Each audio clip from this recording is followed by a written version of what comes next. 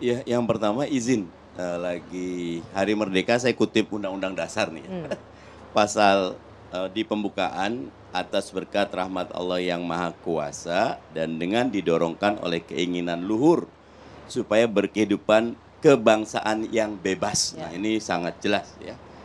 Maka rakyat Indonesia menyatakan dengan ini kemerdekaannya. Nanti kalau kita lihat lagi pasal 28E ayat 3 Undang-Undang Undang Dasar. Dasar kita, setiap orang berhak atas kebebasan berserikat, berkumpul, dan mengeluarkan pendapat. Jadi, tiga hal yang ingin saya sampaikan. Yang pertama, kritik itu vitamin. Oke. Lanjutan dari sini, yang lebih berat itu bukan kritiknya, ketika ada tiraninya. Dan tirani itu tidak datang ujuk-ujuk.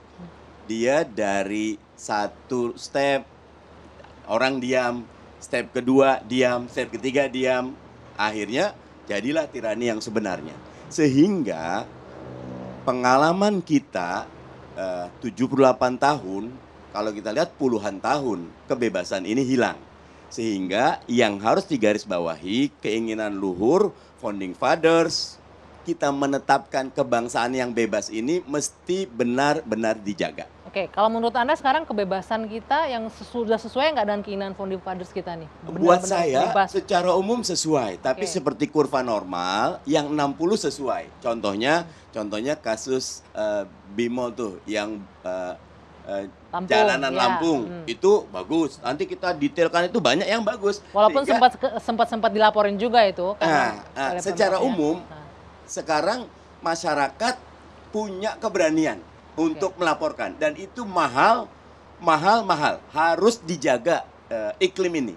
Jangan sampai, nah kami di DPR Komisi 1, tapi saya juga ikutan membahas di fraksi, Undang-Undang ITE ini memang harus segera kita revisi. Karena pasal 29, 45, 47 itu pasal karet yang akhirnya membuat banyak antar anggota masyarakat itu saling melaporkan. Akhirnya meredupkan, tetapi kalau Haris Azhar tadi bilang problem terbesarnya adalah ketika kekuasaan masuk. Kekuasaan di sini, Det, jangan lihat Pak Jokowi. Pak Jokowi udah bijak banget, nggak ngelaporin macem-macem. Tetapi yang buat diketahui, buat Pak Jokowi bukan cuma Pak Jokowi. Seluruh pihak nih, kalau kita lihat, saya kalau lihat sokmed saya, ataupun komen saya di itu, aduh habis itu. Tapi buat saya, no problem at all. Itu haknya mereka. Dan yang harus kita lakukan ini, problemnya adalah di edukasi dan literasi. Dan ini ada kaitan dengan kualitas pendidikan kita. Oke, balik Pendidikan lagi ke di masyarakat. keluarga kita.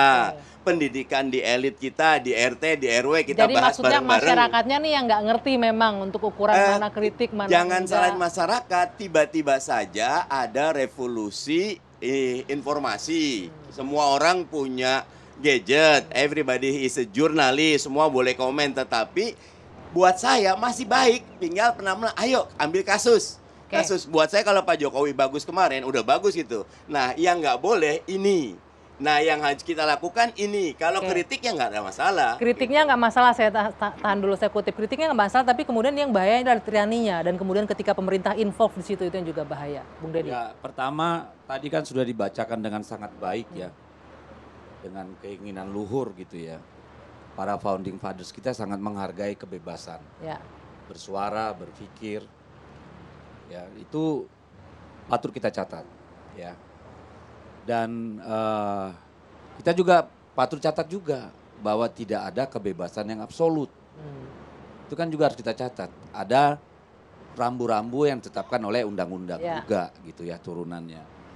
Nah, kemudian kita juga harus lihat bahkan di negara maju seperti Amerika yang sangat mengagungkan nilai-nilai individual dengan amandemen pertamanya juga menetapkan rambu-rambu.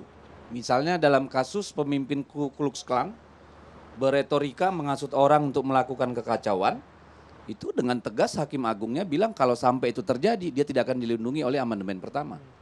Ada juga kasus media massa yang menyiarkan berita yang bohong. Ya.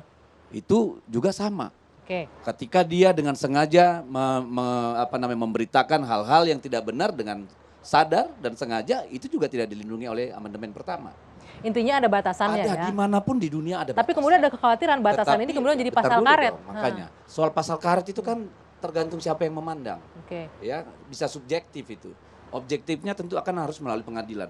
Kita juga tidak boleh terlalu alergi dengan proses hukum. Kalau menurut saya. Karena sejelek-jeleknya itulah cara yang paling beradab untuk menyelesaikan masalah. Jadi jangan kalau sudah hukum pasti sudah sudah pasti Ada keterlibatan, ya, dan segala kekuasaan dan macam, macam-macam gitu. bahwa itu sering digunakan orang berkuasa, yes. Sering juga digunakan oleh masyarakat biasa, yes. Saya pribadi itu 3 kali diadukan ke polisi.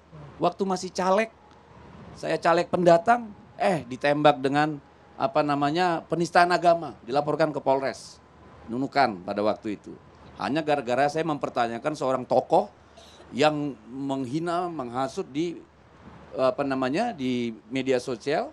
Saya upload di Facebook saya, itu dijadikan bahan. Saya didemo di 5 kabupaten kota. Berikutnya sama.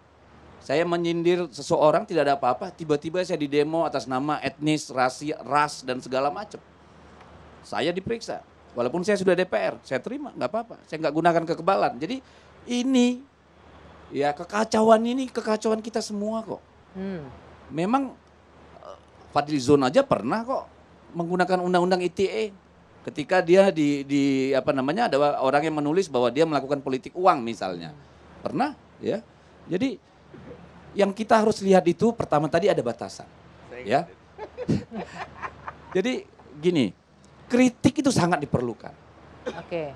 Tidak saja oleh orang-orang dengan integritas seperti Bung Haris ya, yang tentu sudah memahami yang namanya critical thinking, berpikir kritis.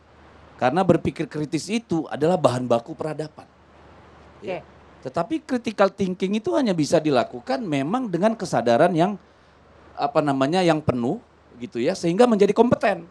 Nah, oke, ini menarik nih. Ketika sama-sama sepakat bahwa bebas kritik itu asal ada batasannya. Tapi bagaimana Bung Mardhani sudah nyebut tadi, ketika masyarakat mungkin dalam tanda kutip nggak siap nih dengan kebebasan informasi, dengan kebebasan makanya kan kita harus gitu. ada perbandingannya. Ini adik-adik ini kan nggak pernah ngalamin zaman Soeharto. Kita ngalamin, nggak berani ngeritik. Media itu harus ditelepon sebentar-sebentar oleh istana. Itu pemretnya oleh Pak siapa itu Harmoko. Ya dan sebagainya. Kita ngalamin pers yang tidak bebas itu. Jadi sekarang hak sudah untuk jauh lebih berorganisasi. baik gitu ya. Dulu dengan sistem state corporatism kan.